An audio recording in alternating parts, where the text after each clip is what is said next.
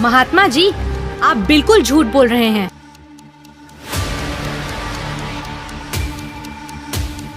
ज्यादा बात मत बना लड़की। आप ये भोली भाली जनता को क्यों गुमराह कर रहे हो? तेरे पास क्या प्रमाण है? बताती क्यों नहीं? मैं आपको प्रमाणित करती हूँ। तो तुम ही बताओ, कौन है पूर्ण परमात्मा? महात्मा जी, थोड़ा धीरज रखिए और सुनिए।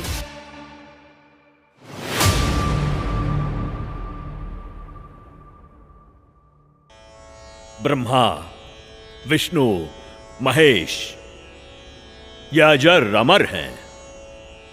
उनकी कभी जन्म या मृत्यु नहीं होती। वही तो सृष्टि के रचनहार हैं। उनका कभी विनाश नहीं होता।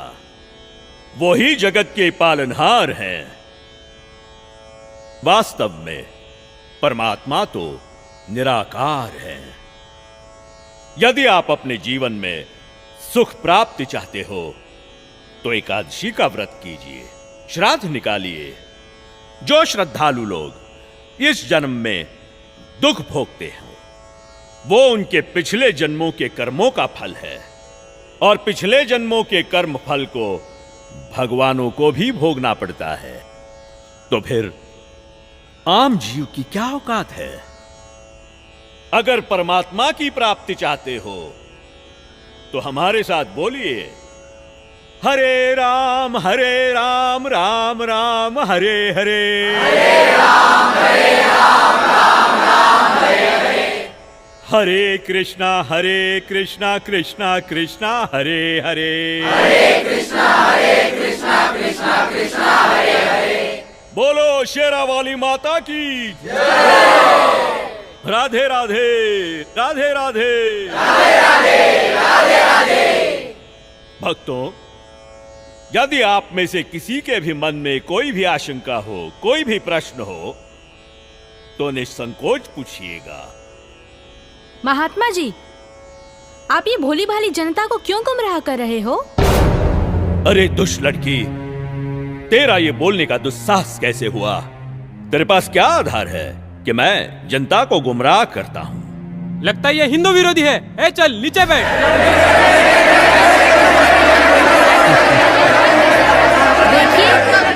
देखिए, हमारी इसी सोच की वजह से इन धर्मगुरुओं ने हमें गलत दिशा प्रदान की है।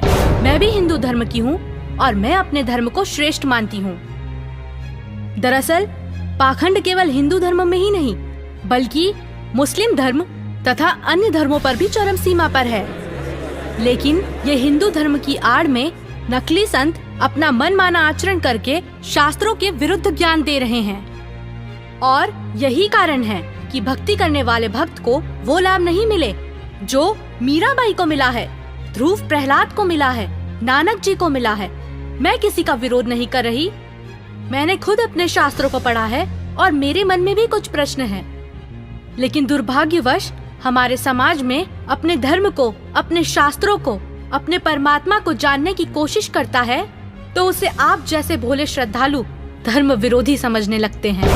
पर आज मैं जो आप सभी को सच्चाई बताने जा रही हूँ, जो शायद आपने पहले कभी नहीं सुनी होगी।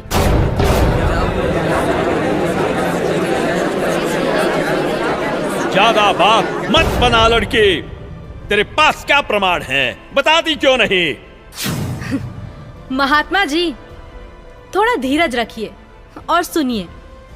आप ही ने तो कहा था ब्रह्मा, विष्णु, महेश अजर अमर हैं, उनका कभी विनाश नहीं होता, वही सृष्टि के रचनाहार हैं। मैंने टीवी पर एक संत रामपाल जी का सत्संग सुना, उसी से पता चला। पता है उन्होंने क्या कहा? रुकिए एक मिनट, अभी बताती हूँ।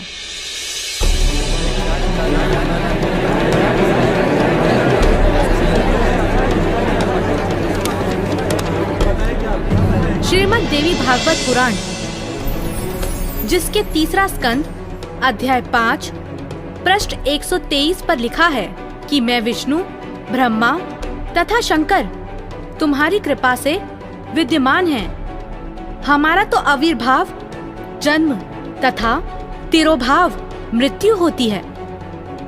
हम नित्य अविनाशी नहीं हैं? श्रीमद् भागवत महापुराण 3 स्कंद अध्याय 4 पृष्ठ 10 श्लोक 42 पर लिखा है, हे मात ब्रह्मा, मैं तथा शिव तुम्हारे ही प्रभाव से जन्मवान हैं, नित्य नहीं है। महात्मा जी थोड़ा धीरज रखिए और सुनिए। और हमारे धर्मगुरु ये आचार्य और शंकराचार्य, ये मंडलेश्वर, ये संत ऋषि, मैं ऋषि, ये आज तक ब्रह्मा विष्णु महेश की उत्पत्ति नहीं बता सके हमने। इनको जरो अमर बतावे विष्णु जी और शिव जी को। इनका कोई जनक नहीं, इनका कोई माता पिता नहीं। ये खाक पड्डा इन सदग्रंथों को मूर्ख बना रहे थे हमने हजारों वर्षों से। अपना जीवन नाश किया, हमारे सारे पूर्वज भूत बनवा दिए, फिर उनके श्राद्ध निकलवावें, शास्त्र विरुद्ध साधना करवावें और आने वालों को भी नरक में ही ले जाते हैं। अब आपको दिखाते हैं ब्रह्मा विष्णु महेश की उन्हीं की जीवनी में क्या सतीथि है, देखिएगा।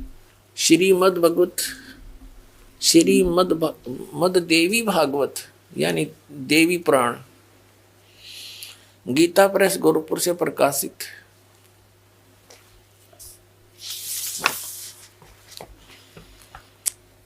संपादक हनुमान प्रसाद पोदार चिमनलाल गोस्वामी। थोड़ा सा हिंट दिखाएंगे 123 पृष्ठ पे। 3 स्कंद। भगवान विष्णु अपनी माता दुर्गा की, देवी की स्तुति करते हुए कह रहे हैं, तुम शुद्ध स्वरूपा हो, ये सारा संसार तुम ही से उद्भासित हो रहा है। मैं ब्रह्मा और शंकर, हम सभी तुम्हारी कृपा से विद्यमान हैं। हमारा आविर्भाव यानी जन्म और तिरोभाव माने मृत्यु हुआ करता है। हमारा तो जन्म और मृत्यु हुआ करता है। केवल तुम ही नित्य हो, जगत जननी हो, प्रकृति और सनातनी देवी हो। भगवान शंकर बोले, देवी यदि माँ भाग विष्णु तुम्ही से प्रकट हुए हैं तो उनके बाद उत्पन्न होने वाले ब्रह्मा भी तुम्हारे बालक हुए। फिर मैं तमोगुणी लीला करने वाला शंकर क्या तुम्हारी संतान नहीं हुआ? अर्थात मुझे भी उत्पन्न करने वाली तुम ही हो। शिवे, संपूर्ण संसार की सृष्टि करने में तुम बड़ी चतुर हो। इस संसार की सृष्टि, स्थिति और संहार में तुम्हारे गुण सदा समर्थ हैं। उन्हीं तीनों गुणों से उत्पन्न हम ब्रह्मा विष्णु एवं शंकर नियमानुसार कार्य में तत्पर रहते हैं। अब इसे यह विषद हो गया, तीनों गुणों से उत्पन्न रजगुण ब्रह्मा, सतगुण विष्णु, तमगुण शंकर केवल नियमित कार्य में तत्पर रहते हैं। इस पवित्र सदग्रंथ ने, पवित्र पुराण ने, देवी पुराण ने 5 कंसेप्ट क्लियर कर दिए, 5 पॉइंट कति साफ कर दिए। नंबर 1, दुर्गा देवी ब्रह्मा विष्णु महेश जी की माता है। दुर्गा जी को प्रकृति भी कहते हैं। तीसरा, ब्रह्मा विष्णु महेश की जन्म मृत्यु होती है। चौथा, ये ब्रह्मा रजगुण, विष्णु सतगुण और शिव जी तमगुण है। और 5वां कि ये केवल नियमित कार्य ही कर सकते हैं, जैसा आपके भाग्य में है वैसा ही दे सकते, उसमें कोई परिवर्तन नहीं कर सकते। इस शिवपुराण के अंदर लिखा है, पवित्र शिवपुराण के अंदर, कि श्री ब्रह्मा जी रजगुण और श्री विष्णु जी सतगुण का आपस में विवाद हो गया, झगड़ा हो गया। अपना आत्माओं दास का है तो विदग्ध इनके इतिहास बताते हैं तो आपको स्वीकार्य होगा। ये देखिए, ये है श्री शिव महापुराण हिंदी टीका सहित भाग 1। श्री शिव महापुराण विद्या अवरिधि पंडित ज्वाला प्रसाद जी मिश्र कृत हिंदी टीका सहित, खेमराज श्री कृष्णदास प्रकाशन मुंबई। इतने ये यहाँ से प्रकाशित है। हम इसके ये देखिएगा, इसके पृष्ठ नंबर 11 से हम शुरू करेंगे। ये है विद्वेश्वर संहिता भाग 1 छठा अध्याय। नंदी केश्वर बोले, हे योगीधर, आगे एक समय विष्णु भगवान शेष शैया पर अपने गरुड़ आदि पार्षदों से संयुक्त लक्ष्मी सहित शयन करते थे। उस समय ब्रह्म ज्ञानियों में श्रेष्ठ ब्रह्मा जी, अब यहाँ के ही से ब्रह्म ज्ञानी है, देखियो, अपनी इच्छा से ही वहाँ आए। सब प्रकार सुंदर सेज पर शयन करते हुए कमल लोचन विष्णु जी से पूछने लगे, तुम कौन हो जो मुझे देखकर अभिमानी पुरुष के समान शयन करते हो? हे वत्स, हे बेटा। ब्रह्मा जी कह रहे हैं विष्णु जी को, हे वत्स, हे बेटा, उठो, देखो मैं तुम्हारा स्वामी आया हूँ, तेरा मालिक आया हूँ। आए हुए गुरु को देखकर जो अभिमान करता है, उस द्रोही मूड का प्रायश्चित होना उचित है। यह सुनकर विष्णु जी के अंतर में तो क्रोध हुआ, अंदर तो बड़ा गुस्सा आया, पर ऊपर तो शांत बने रहे, परंतु बाहर से शांत रहे और बोले, हे वत्स, हे बेटा, तुम्हारा मंगल हो, बैठो, इस आसन पर विराजमान हो। अब विष्णु जी कहे, उसने ब्रह्मा जी को कहा, जा बेटा बैठ जा। इस समय तुम्हारा नेत्र कुटिल और मुख वक्र यानी टेढ़ा क्यों हो रहा? गुस्से में हो रहा था ब्रह्मा जी। ब्रह्मा जी बोले, हे वत्स, हे बेटा विष्णु, तुमको समय के प्रभाव से अभिमान है। हे पुत्र, मैं तुम्हारा रक्षक और जगत का पिता मैं हूँ। विष्णु जी बोले, यह तो सब जगत मुझ में सतीत है, तुम चोर के समान किस प्रकार अपना कहते हो? तुम मेरी नाभि कमल से उत्पन्न हुए हो, इससे मेरे पुत्र हो, मुझे पुत्र कहना सर्वथा व्यर्थ है। नंदीकेश्वर बोले, इस प्रकार ब्रह्मा विष्णु दोनों ही रजोगुण से मुग्ध होकर विवाद करने लगे। मैं श्रेष्ठ हूँ, मैं स्वामी हूँ, ऐसा कहकर एक दूसरे को मारने की इच्छा से युद्ध करने में उत्सुक हुए। अब देखो, संपूर्ण देवता विमान में बैठकर वो तो लठ बजाने तैयार हो रहे हैं, और हमारे देवता फिर क्या क्रिया करते हैं। तब संपूर्ण देवता विमानों में बैठकर उस महाअद्भुत युद्ध को देखने चले आए और आकाश में उनके ऊपर फूल बरसाने लगे। वारे देवताओं, अब हम उस प्रसंग पर आते हैं कि जिसके अंदर ये कहा गया है इसी पवित्र पुराण में कि ब्रह्मा और विष्णु तुम भगवान नहीं हो, यू आर नॉट गॉड। देखिए, अब हम आगे हैं 17 पृष्ठ पे। और विद्वेश्वर संहिता भाग 1 अध्याय 9, ये वही प्रसंग यहां तक चल रहा। नंदीकेश्वर बोले, इस प्रकार भगवान ने उन नम्र हुए। अब क्या हुआ कि उन दोनों के बीच में,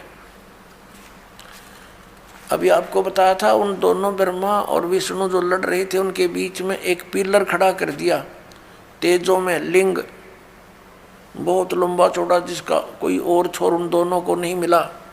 और फिर ये स्वयं प्रकट हो गया। कौन? इनका पिता, ये सदाशिव बोलते हैं इसको, ये काल ब्रह्म,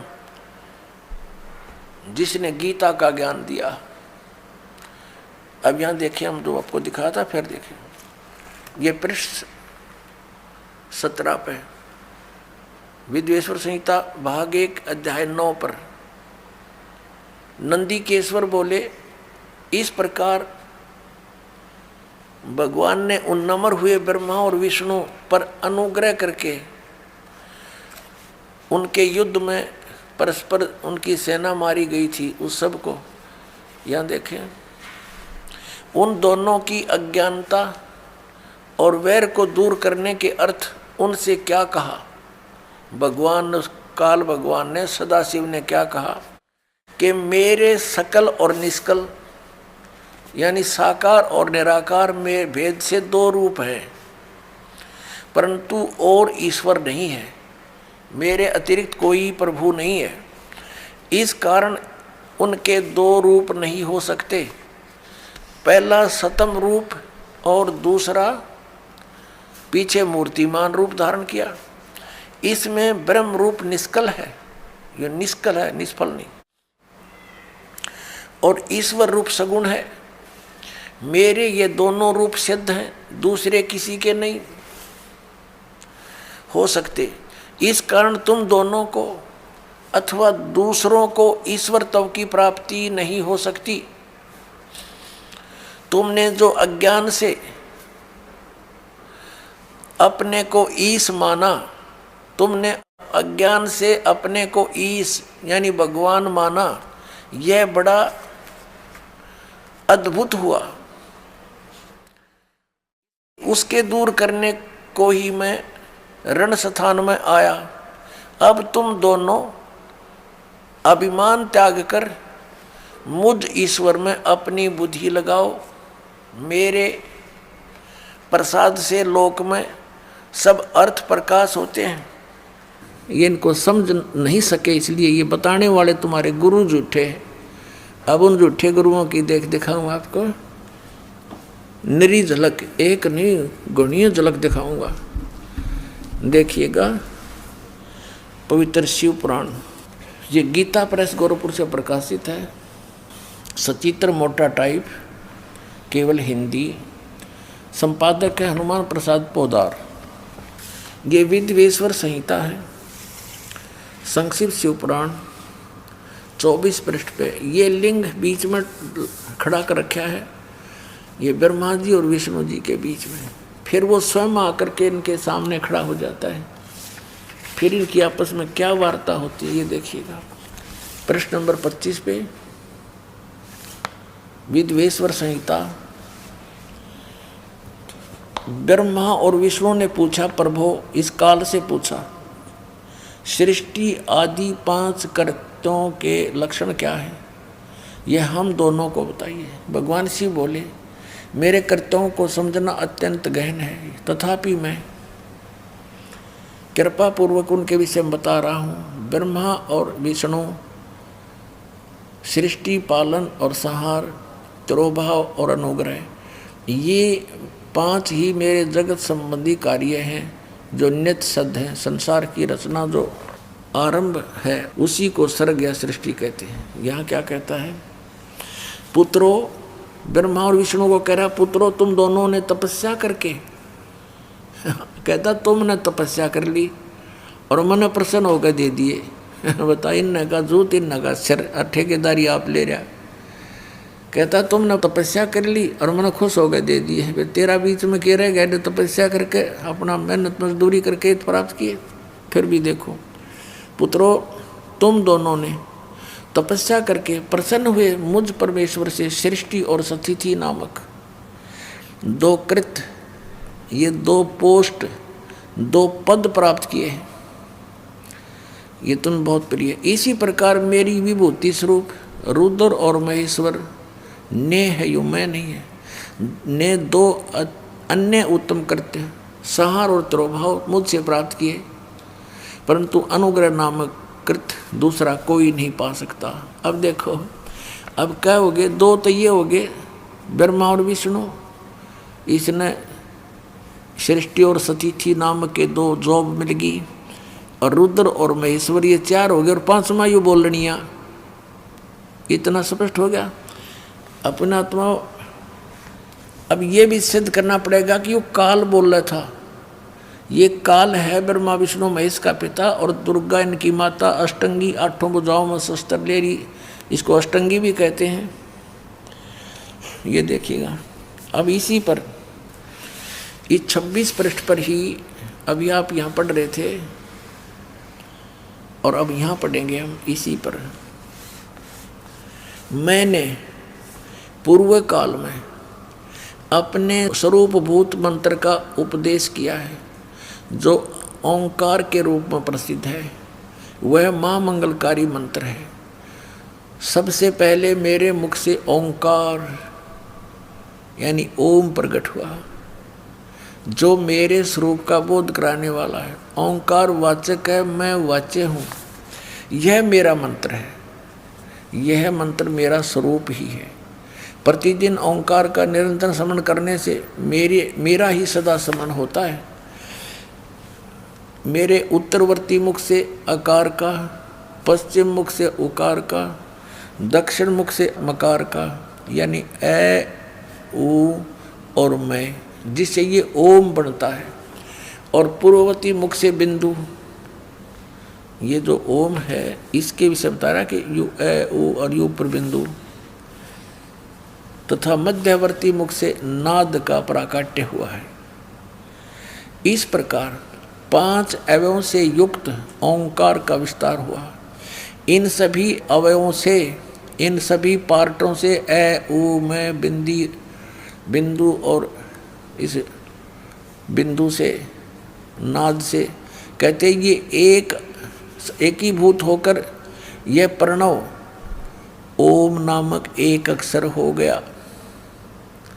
ये ओम नामक एक अक्षर है ओम।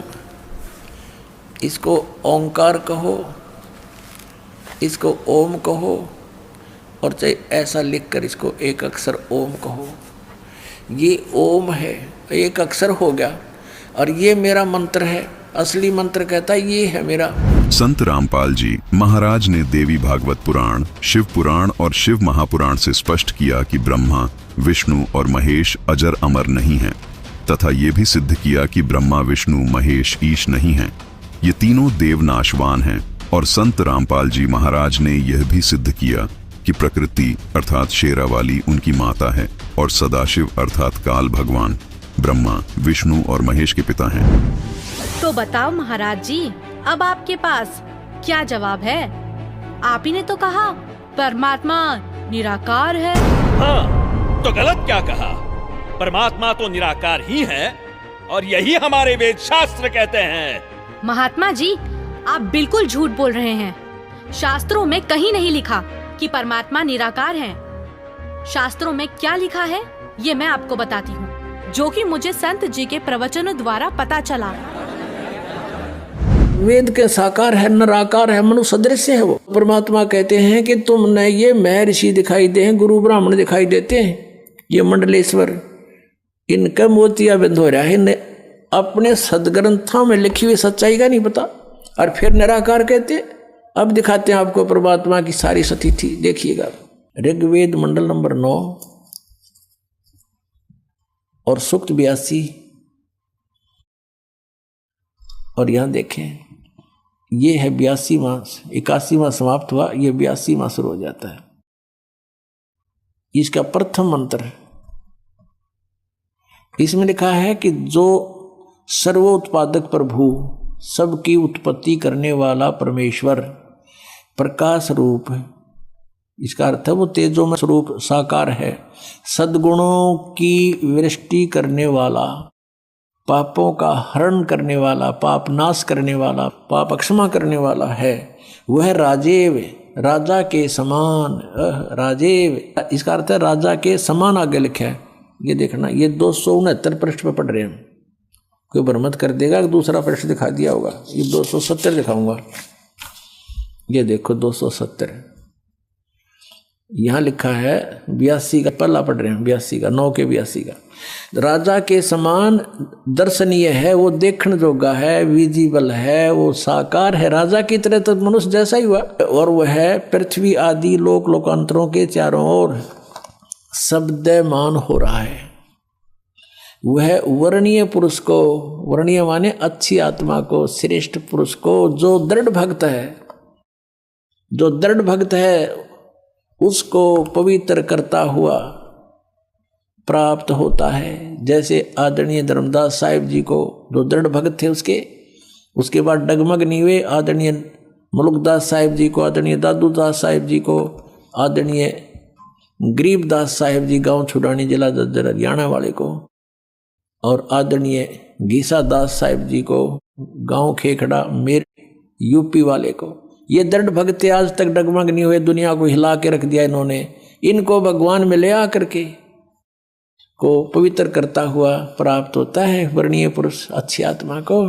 जिस प्रकार विद्युत माने आकाशीय बिजली सन्हे वाले स्थानों को आधार बनाकर प्राप्त होता है। देखो कितना स्पष्ट किया इन्होंने। ऋग्वेद मंडल नंबर 9 और सूक्त नंबर 81 में कति कंसेप्ट क्लियर कर दिया कि वो परमात्मा राजा की तरह देखने जोगा है। राजा का अर्थ है कि वो शक्तिशाली होता है, मनुष्य सदृश ही है, राजा के समान है और साकार है, देखने जोगा है।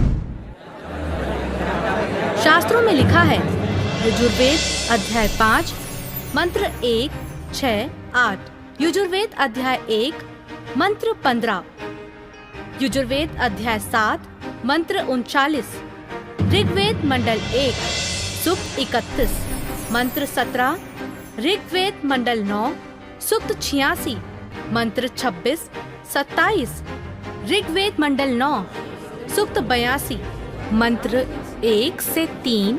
इसमें ये लिखा है कि परमात्मा साकार है।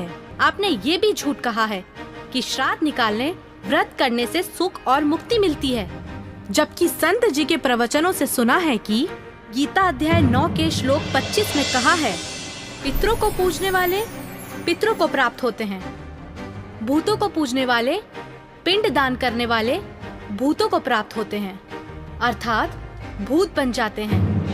गीता अध्याय 6 श्लोक 16 में लिखा है कि हे अर्जुन, ये योग ना तो अधिक खाने वाले का, ना बिल्कुल ना खाने वाले का, ना अधिक जागने वाले का, ना अधिक शयन करने वाले का, और ना ही एक स्थान पर बैठकर साधना करने वाले का सिद्ध होता है।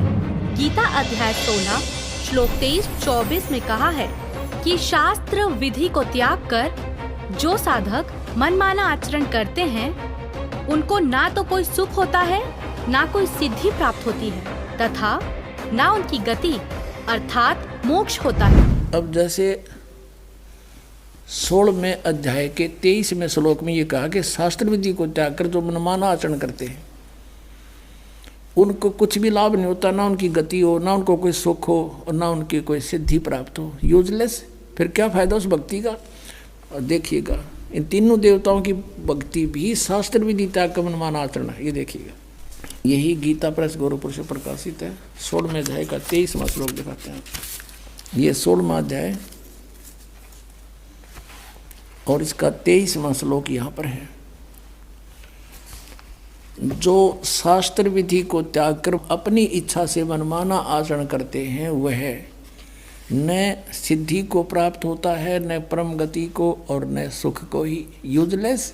अब वेदों में इन श्राद्ध आदि कर्म कांड का निषेध है, और गीता जी में निषेध 9वें अध्याय के 25वें श्लोक में स्पष्ट किया है। भूत पूजने वाले भूत बनेंगे। ये देखिएगा, श्रीमद् भगवत गीता, गीता प्रेस गोरखपुर से प्रकाशित है।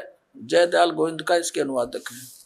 अध्याय नंबर 9 का ये है। अध्याय नंबर 9 श्रीमद् भगवत गीता श्लोक नंबर 25। देवताओं को पूजने वाले देवताओं को प्राप्त होंगे, पितरों को पूजने वाले पितरों को प्राप्त होते हैं, और भूतों को पूजने वाले भूतों को प्राप्त होते हैं, और मेरा पूजन करने वाले मुझको ही प्राप्त होते हैं। अब ये श्राद्ध कितना आगे फिर। अब आपको दिखाते हैं एक झलक पुराणों में क्या लिखा है। एक मार्कंडेय पुराण है, मार्कंडेय पुराण।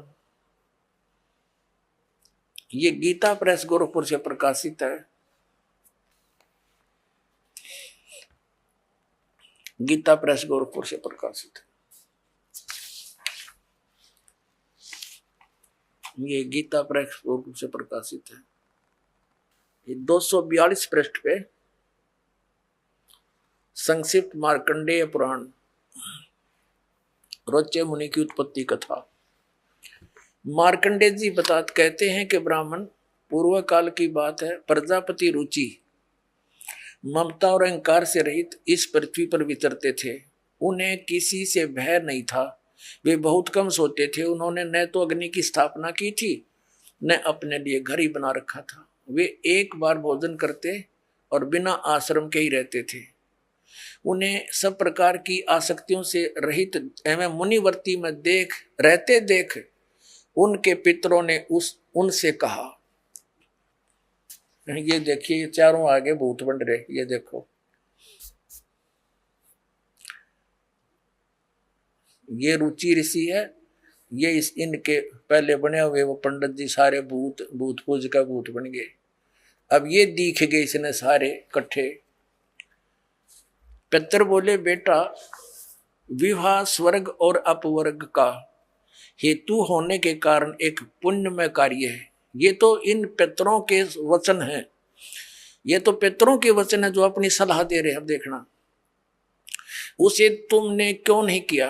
ग्रस्त पुरुष समस्त देवताओं, पितरों, ऋषियों और अतिथियों की पूजा करके पुण्यमय लोकों को प्राप्त करता है।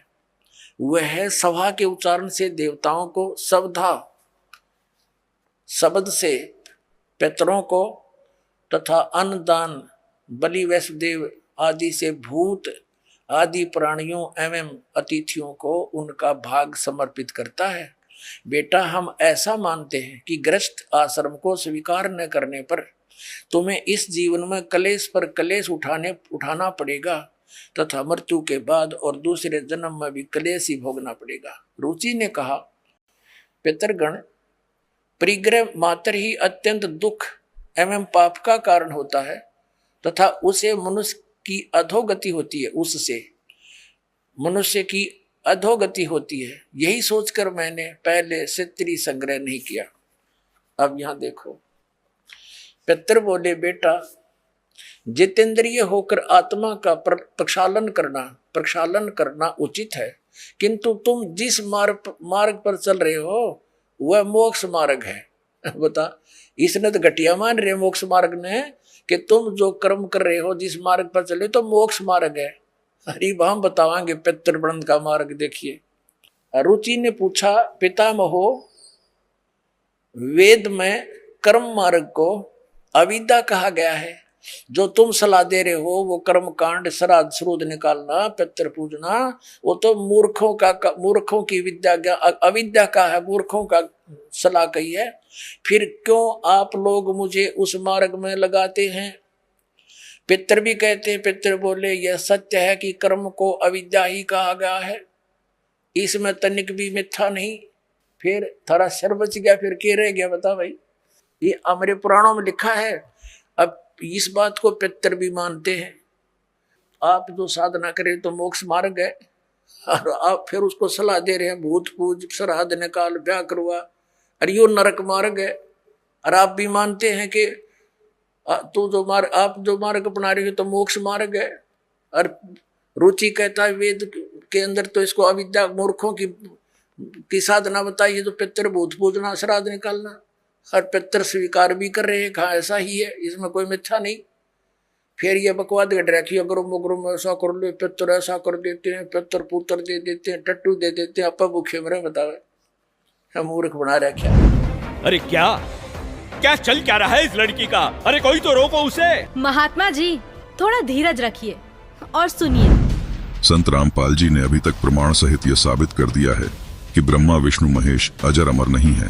परमात्मा निराकार नहीं बल्कि निराकार है, यानी मनुष्य की तरह साकार है। वहीं संत रामपाल जी महाराज ने यह भी साबित किया कि श्राद्ध करना गलत है। अब जानते हैं कि हमारे धर्म गुरु जो मंत्र जाप देते हैं, क्या उनसे सुख प्राप्त हो सकता है? अगर परमात्मा की प्राप्ति चाहते हो तो हमारे साथ बोलिए, हरे राम राम राम हरे हरे, हरे कृष्णा कृष्णा कृष्णा हरे हरे। बोलो शेरा वाली माता की राधे राधे राधे राधे। गीता जी में है कोई मंत्र ऐसा?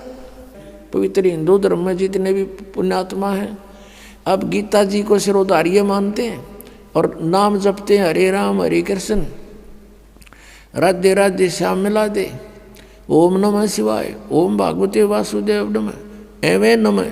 ये पता नहीं कितने मंत्र बना रखे। गीता जी में है कोई मंत्र ऐसा? गीता जी में फाइनल फैसला कर रखे है गीता जी अध्याय नंबर 8 के श्लोक नंबर 13 में कहा कि ओम इति एक अक्षरम ब्रह्म व्यवहारण मामनुसमरण ये प्रयाति तदंदेहम सयाति परमाम गति।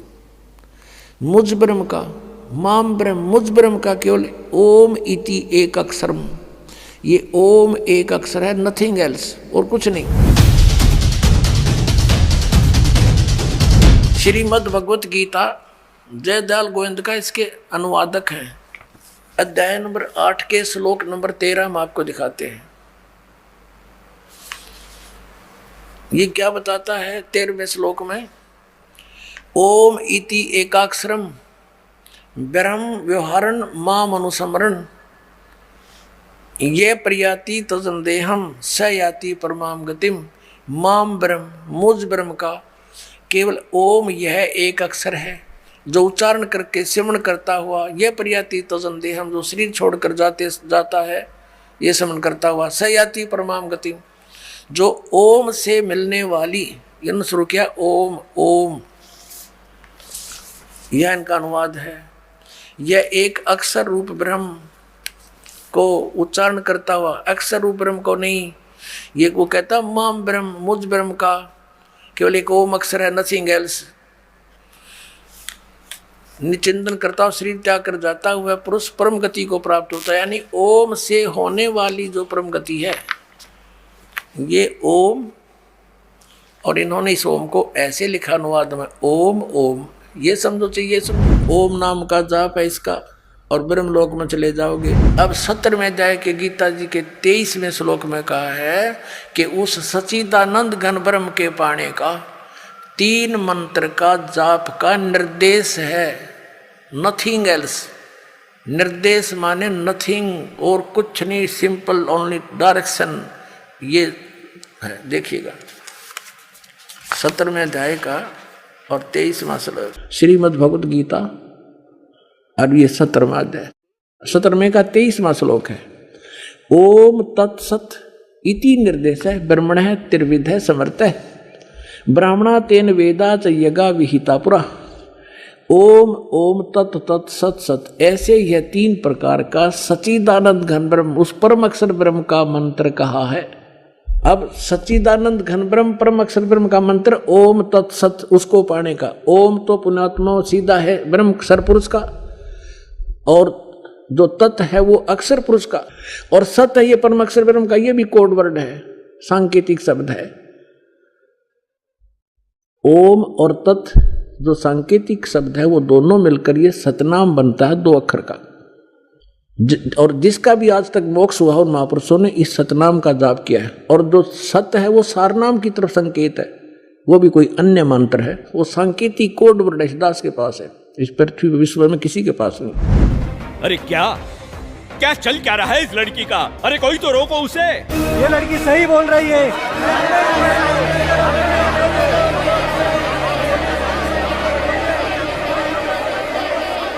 और हद तो तब हो गई बाबा जी जब आपने कहा परमात्मा पाप नहीं काटते, कर्म का भोग तो भोगना ही पड़ता है, चाहे कितनी ही भक्ति कर लो। सब झूठ है, सब। आपको पता है हमारे शास्त्र क्या प्रमाणित करते हैं? मैं बताती हूँ, जो कि मुझे संत जी के प्रवचनों द्वारा पता चला है। ऋग्वेद मंडल 10 सूक्त 161 मंत्र 2, 5 सूक्त 162 मंत्र 5 सूक्त 163 मंत्र 1 से 3 में लिखा है कि परमात्मा जो चाहे वो कर सकता है, प्रत्येक प्रकार के रोग कष्ट को नष्ट कर सकता है, और यदि कोई मृत्यु के भी निकट पहुंच जाता है तो उसे 100 वर्ष की आयु प्रदान कर सकते हैं। कबीर देव जी, कबीर परमेश्वर जी, यदि हमारी आयु शेष ना हो उसको भी आयु प्रदान कर सकते हैं। और इस दास के इस आध्यात्मिक जीवन काल में एक नहीं हजारों की संख्या में ऐसे उदाहरण है यहाँ इस संगत के अंदर, जिन्होंने सच्चे दिल से भगवान की नियमित मर्यादा में रहकर साधना की है, उनकी कह करके आयु बढ़ा रखी है पुण्यात्माओं। और यही वेद प्रमाण देते हैं कि पूर्ण परमात्मा अपने साधक की आयु को भी बढ़ा देता है। अब थोड़ा सा प्रमाण वेद दिखाते हैं आपको। अब देखिएगा ऋग्वेद भाषा भाष्य द्वितीय भाग, ये किसने अनुवाद किया है, कहाँ से छपा है? प्रकाशक हैं पंडिता राकेश रानी, प्रधान कार्यालय वेद मंदिर, महात्मा वेद भिक्षु सेवा आश्रम, लेखराम नगर अब्राहिमपुर, पोस्ट ऑफिस मुखमेलपुर दिल्ली, दूरभाषित ने दान संस्थान, ठीक है, दिल्ली से। इसके अंदर इस ऋग्वेद मंडल नंबर 10 सूक्त नंबर 161 का और दूसरा मंत्र है।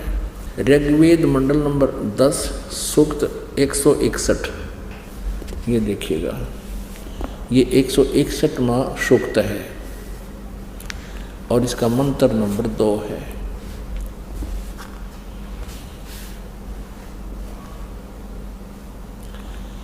यदि किसी रोगी की जीवन शक्ति समाप्त हो,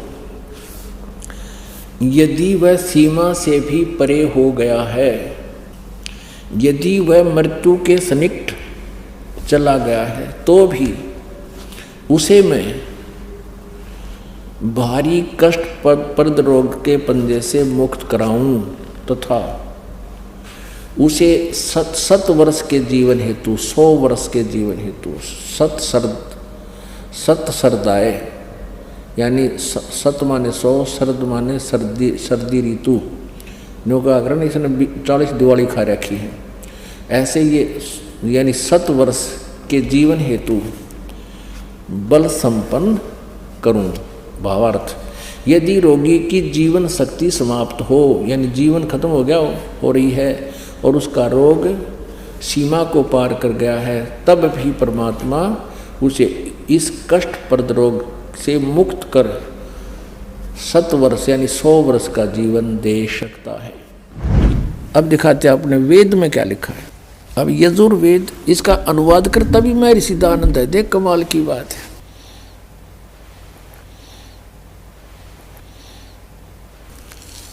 अब ये कहाँ से प्रकाशित है? प्रकाशक हैं सर्वदेशी कार्य प्रतिनिधि सभा 2/5 महर्षि सिद्धानंद भवन, रामलीला मैदान, नई दिल्ली से। महर्षि सिद्धानंद सरस्वती द्वारा इसका अनुवाद किया गया। मुद्रक हैं Prince offset printers 1510 Pataudi house, Daryaganj, नई दिल्ली से। 241 पृष्ठ पे है। 8वां अध्याय यजुर्वेद भाषा भाष्य, ये 13वां मंत्र है। 13वां, इसमें क्या लिखा है? देव कर्तस्य ऐनस्य अवजनम असि, मनुष्य कर्तस्य ऐनस्य अवजनम असि, पितर कर्तस्य ऐनस्य अवजनम असि, आत्म कर्तस्य ऐनस्य अवजनम असि, अन्नस्य अवजनम असि। ओए होए। अब इसका अनुवाद यहाँ किया है इन्होंने 242 पृष्ठ पे। ये 241 पर हम पढ़ रहे थे। यहाँ देखो 242 पर। अब यहाँ इसका थोड़ी बहुत कोई उतर गई होगी इसकी भांग है। इसने फिर यहाँ उलझाने की चेष्टा की है कि हे सबके उपकार करने वाले मित्र, आप दान देने वाले के ऐनस्य माने अपराध के, ऐनस्य अवजनम माने विनाश करने वाले हो, क्षमा करने वाले हो। अब यह मित्र लिख दिया। अब पढ़ने वाला ने सोचा चलो ये तो मित्र मित्र के बारे में कि तो भगवान का जिक्र है, नहीं छोड़ दिया इसने। अब इसी के कर कमलों से लिखा हुआ और दिखाते हैं सत्यार प्रकाश में। ये देखिएगा, ये सत्यार प्रकाश वही वेद। अब बाद में दिखाएंगे थोड़ा आपको पुनः। और ये कहाँ से प्रकाशित है? वैदिक यति मंडल वही है। और ये दान मठ गोहाना मार्ग से प्रिंटेड है। आचार्य प्रिंटिंग प्रेस रोहतक से, दान मठ गोहाना मार्ग रोहतक से। इसके प्रथम समोल्लास में और पृष्ठ नंबर 18 पे ये नीचे क्या कहता है कि जो सबसे स्नेह करे, सबको प्रीति करने योग्य है, वह परमेश्वर सबका सच्चा मित्र है, इससे परमेश्वर का नाम मित्र है। तो वहाँ मित्र की जगह हम परमेश्वर कहेंगे। बिल्कुल यहाँ है ही परमेश्वर की महिमा, वेद कोई मित्रा की थोड़ी है। अब पढ़ेंगे, देखो अब हम यजुर्वेद पर आ गए हैं। सत्यार प्रकाश रख दिया है। अब इसके हम 8वें अध्याय के वही 13वां मंत्र पढ़ रहे हैं। हे सब के उपकार करने वाले मित्र यानी परमेश्वर, आप देव कर्तस्य दान देने वाले के, एनस्य माने अपराध के, पाप के, एनस्य माने अपराध को हो चाहे पाप को, इसी के शब्दों में एनस्य माने पाप के, दूर करने वाले हो, नाश करने वाले हो, छुड़वाने वाले हो, क्षमा करने वाले हो, कुछ भी बोलो इन शब्दों को। एनस्य माने पाप के, एनस्य माने अपराध को चाहे पाप को, नाश करने वाले हो, दान देने वाले के, और मनुष्य कर्तस्य साधारण मनुष्य के किए हुए, एनस्य माने अपराध यानी पाप के विनाश करने वाले हो। और पितृ कर्तस्य पिता के किए हुए, एनस्य माने विरोधाचरण के, नहीं पाप के ही लिखना चाहिए इसने। अच्छी तरह हरने वाले हो यानी दूर करने वाले हो, अपने किए हुए पाप के दूर करने वाले हो। एनस अधर्म के अधर्म यानी पाप के पाप, घोर पाप के नाश करने हारे हो। विद्वान यानी जानता हुआ मैं जो कुछ भी अधर्म आचरण किया करता हूँ वह करूँ, अनजान में जो कुछ भी किया करता हूँ वह करूँ, उस सब एनस्य माने पाप के दूर करने वाले हो। युद्ध परमात्मा के तनु का है वेद ज्ञान दाता कि वो परम अक्षर ब्रह्म है, वो घोर पाप का भी नाश कर देता है, घोर पाप के, और जो कुछ भी करता हूँ या करूँ उसको भी पाप नाश कर देता है।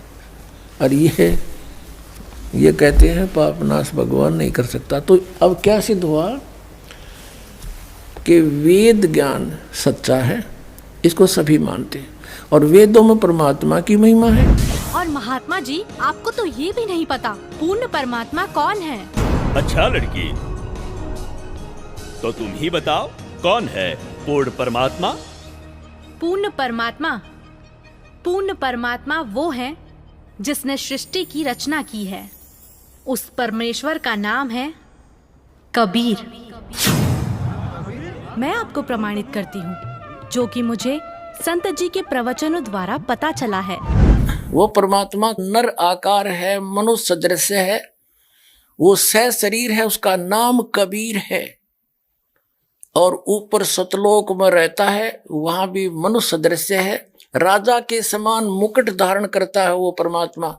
अभी सभी पवित्र धर्मों के पवित्र सदग्रंथों से प्रमाणित किया जाएगा। ये देखिएगा, यजुर्वेद प्रकाशक हैं सार्वदेशिक आर्य प्रतिनिधि सभा 2/5 महर्षि दानंद भवन, रामलीला मैदान, नई दिल्ली से। ये यहाँ से छपा है। मुद्रक है Prince offset printers 1510 Pataudi house, Daryaganj, नई दिल्ली से। इस 5वें अध्याय का 32वां श्लोक आपको दिखाते हैं। ये है 5वां अध्याय 5वां, और ये यजुर्वेद ये 32वां अध्याय श्लोक है, मंत्र है। यहाँ लिख रखा उसी गसी कबीर अंगारी असी।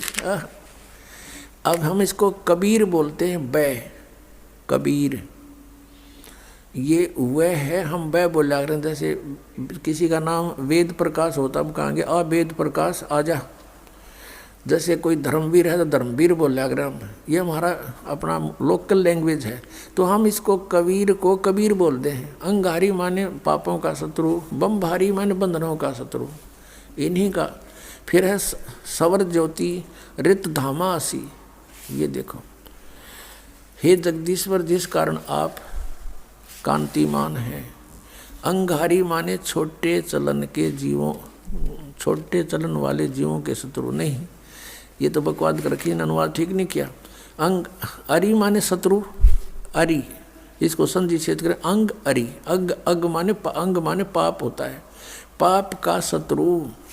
और इसने क्या कर दिया, इसका अर्थ यूँ कर दिया, संधि छेद करते समय इसको ऐसे कर दिया। और हम इसको अगर जैसे ये यजुर्वेद है, यही इसका इन्हीं से सेट होगा ये मामला। अब ये 36वां अध्याय यजुर्वेद का दानंद द्वारा अनुवाद है इसका। इसके प्रथम मंत्र में लिखा है रचम वाचम परपदे मनो यजु परपदे, ये यजु शब्द है ना ओनली, और यहाँ अनुवाद किया इसने इसका, इसमें यजु का अर्थ यजुर्वेद लिख दिया, बिल्कुल सही किया। अब ये यजु है, यहाँ लिखना पड़ेगा कि ये यजुर्वेद के विषय में है, ये पूरा अब बना इसका अर्थ यजुर्वेद। तो यहाँ ये देखो कवि है, इन्होंने यहाँ कवि कर दिया इस 5वें अध्याय का। और ये जो 32वां श्लोक हम पढ़ रहे हैं, इसमें ये जो कबीर शब्द है इसको इन्होंने ऐसे कर लिख दिया। अब इसका अर्थ करते समय यह लिखना चाहिए था कबीर देव लिख देते, ये कबीर वह लिख के कबीर लिख देते, कबीर देव लिख देते, तो हम उसको कबीर देव बोल रहे हैं, कबीर देव। हम उसको कबीर देव, देव माने परमेश्वर, कबीर साहब हैं, यहाँ लिखना चाहिए वो कबीर देव हैं। ये कहना कवि इनकी वो समस्या भी हल हो जाए, कवि वो कबीर देव लिखना था, कबीर देव हैं, हम उसको कबीर साहब बोलते हैं, कबीर अपनी लोकल लैंग्वेज में, वो कबीर साहब हैं। बमभारी माने बंधनों के, अरि माने शत्रु, ये तारा दिए जिसकी बकवास है विस्तार तेरा, अरि माने शत्रु, बंधनों के शत्रु, बस ये छोड़ दो, यानी बंधन के शत्रु, अरि माने शत्रु, बम्ब माने बंधन, बंधनों के शत्रु बंदी छोड़ हैं कौन, वो कबीर हैं, कबीर देव हैं। और अंगारी माने पाप नाशक, ये गलत अनुवाद किया इसने। और फिर कौन है वो, रत धामासी, रत धामा, सतधाम युक्त, सतलोक युक्त, हम सतधाम कहें उन्हें सतधाम, सतलोक कह देते हैं, लोक कहो धाम कहो एक ही बात है, सतलोक युक्त यानी रत धामा, यानी वो सतलोक वाले हैं, सतलोक में रहते हैं। और सवर ज्योति स्वयं प्रकाशित, सवर ज्योति इन अड़ंगा कर रखा है, अंतरिक्ष को प्रकाश करने वाले, सवर ज्योति का अर्थ है स्वयं प्रकाशित, तेजो में शरीर युक्त परमात्मा है। देखिएगा ऋग्वेद मंडल नंबर 9 सूक्त 82 का। अब 2 पढ़ते हैं। वो परमात्मा किस उद्देश्य से आता है, हे परमात्मन उपदेश करने की इच्छा से आप महापुरुषों को प्राप्त होते हो, अच्छी आत्माओं को, महान आत्माओं को प्राप्त होते हो, और आप अत्यंत गतिशील पदार्थ के समान हमारे आध्यात्मिक यज्ञों को प्राप्त होते हो, यानी अत्यंत गतिशील पदार्थ के समान, यानी जैसे बिजली चलती है, बिजली जैसी गति से आप, और उपदेश करने के लिए आते हो यहाँ पर सच्चा ज्ञान देने के लिए। आप कबीर देव हैं, आप कबीर देव, यह लिखना था, सर्वज्ञ लिख दिया, आप यहाँ लिखना था आप कबीर देव हैं, हम उसको कबीर साहब कहते हैं, आप कबीर साहब हैं, शुद्ध स्वरूप है। अब जैसे ये अभी आपको दिखा था जहाँ यजु लिखा हो तो यजुर्वेद लिखना पड़ेगा वहाँ पर, वो इन्होंने किया भी है। महर्षि दानंद ने यजुर्वेद के 36वें अध्याय के प्रथम मंत्र में यजु का अर्थ यजुर्वेद किया है, तो यहाँ लिखना था वो कबीर देव है, वो शुद्ध स्वरूप है, हमारे पापों को हे दूर करके, हे सोम, हे अमर परमात्मा हमको सुख दे। पुण्यात्मा वेद पढ़े पर भेद न जाने, ये बात से पुराण 18। वेद पढ़े पर भेद न जाने, गुरु बिन काहू न पाया ज्ञाना, जो थो था बूछड़े मूड किसाना। गुरु बिन वेद पढ़े जो प्राणी, समझे न सार रहे अज्ञानी। ये अज्ञानी रहे इन वेदों को पढ़ा करते, और मैं ऋषि को आगे इन कक्का भी नहीं पता था। अब जैसे परमात्मा मनुष्य दृश्य ये सिद्ध होगा, राजा के समान देखने जोगा है, और वहां से गति करके आता है, जिन महापुरुषों को मिलता है, जिन महापुरुषों ने मिला उन्होंने बताया कबीर इज गॉड। वो कबीर देव काशी में हम सुल्तानी नानक तारे दादू को उपदेश दिया, जात जुलाहा भेद न पाया, वो काशी माए कबीर होया। आदरणीय गरीबदास साहिब जी गांव छोड़ानी जिला दद्दर वाले, जिनको भगवान आकर मिले थे, क्या कहते हैं गरीबदास साहिब ने फिर बताया है कि या दुनिया दा जीवन झूठा भूल गए मर जाने नू, और सर्व कला सतगुरु साहिब की हरियाए हरियाणे नू। वो परमात्मा हरियाणा में आए गरीबदास जी 280 वर्ष पहले, लगभग सन 1727 में, लगभग 300 वर्ष हो गए, 300 वर्ष से भी ऊपर हो गए। सन 1727 में परमात्मा आए थे, और सन 1966 में हरियाणा और पंजाब अलग हुए। जब हरियाणा क्षेत्र का नाम पड़ा था, यो हरियाणा प्रांत बना था, उससे भी कितने वर्ष पहले, 200-250 वर्ष पहले परमात्मा ने लिख दिया, बोल दिया था। गरीबदास साहिब जी ने कहा था कि हरि आए हरियाणे नू। उनके वचन से फिर यो हरियाणा क्षेत्र आज बनकर रहा, ताकि हम इस परमात्मा की वाणी को समझा सकें। अगर ये वाणी 200 वर्ष पहले बोलते, 100 वर्ष 50 वर्ष पहले से बोलते, तो कौन से कहाँ थे, हरियाणा था ही नहीं, जब नाम निशान नहीं था। तो ये हरियाणा बनवा दिया, रीबिया वाणी हमारे को याद दिला दी कि हरि आए हरियाणे नू। प्रमाण 1, पवित्र यजुर्वेद अध्याय 29 मंत्र 25। जिस समय भक्त समाज को शास्त्र विधि त्याग कर मनमाना आचरण कराया जा रहा होता है, उस समय कबीर देव तत्व ज्ञान को प्रकट करता है। प्रमाण 2, पवित्र सामवेद संख्या 359 अध्याय नंबर 4 के खंड नंबर 25 का श्लोक नंबर 8, जो कबीर देव तत्व ज्ञान लेकर संसार में आता है, वह सर्वशक्तिमान है तथा काल के कर्म रूपी किले को तोड़ने वाला है, सर्व सुखदाता है तथा सर्व के पूजा करने योग्य है। ऋग्वेद मंडल 9 सूक्त 86 मंत्र 17। ऋग्वेद मंडल 9 सूक्त 86 मंत्र 18। ऋग्वेद मंडल 9 सूक्त 86 मंत्र 19। ऋग्वेद मंडल 9 सूक्त 86 मंत्र 20। अथर्ववेद कांड नंबर 4 अनुवाक नंबर 1 मंत्र नंबर 7। मुस्लिम धर्म के पवित्र शास्त्र कुरान शरीफ सूरत फुरकानी 25 आयत 52 से 59 में लिखा है कि कबीर परमात्मा ने 6 दिन में सृष्टि की रचना की तथा 7वें दिन तख्त पर जा विराजा, जिससे परमात्मा साकार सिद्ध होता है।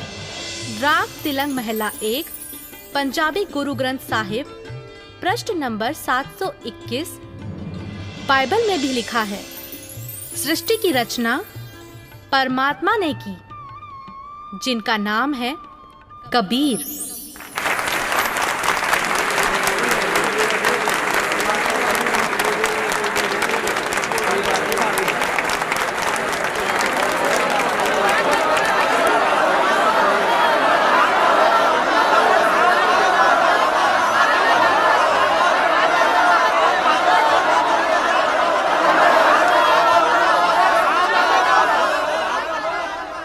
बहन माफ करना, मुझसे गलती हो गई। असल में हिंदू विरोधी तो ये नकली संत है जो हमें शास्त्रों के विरुद्ध भक्ति बता रहा है। आपने तो हमारी आंखें खोल दी। बहुत बहुत धन्यवाद आपका। धन्यवाद तो संत रामपाल जी महाराज का कीजिए, जिन्होंने इस अनमोल ज्ञान को भक्त समाज को समझाया है। उन्हीं के ही तो टीवी चैनल पर सत्संगों को सुनकर मैंने इस अनमोल ज्ञान को प्राप्त किया है। हर रोज टीवी पर सैकड़ों बाबा आते हैं, लेकिन सही भक्ति तो संत रामपाल जी महाराज ही बताते हैं। तो बोलो संत रामपाल जी महाराज की जय। संत रामपाल जी महाराज की जय। संत रामपाल जी महाराज की जय। आओ सब मिलकर जागरूकता लाए, पाखंड और अंधविश्वास को जड़ से मिटाए। आप सुन रहे थे जगत गुरु तत्वदर्शी संत रामपाल जी महाराज जी के मंगल प्रवचन। अधिक जानकारी के लिए विजिट कीजिए हमारी वेबसाइट www.jagatgururampalji.org। संत रामपाल जी महाराज जी के शुभ आशीर्वाद से पूरे विश्व भर में 500 से भी ज्यादा नाम दीक्षा केंद्र हैं, जिन पर संत रामपाल जी महाराज जी द्वारा ऑनलाइन निशुल्क नाम दीक्षा दी जा रही है। अपने नजदीकी नाम दीक्षा केंद्र का पता करने के लिए संपर्क करें 8222880541।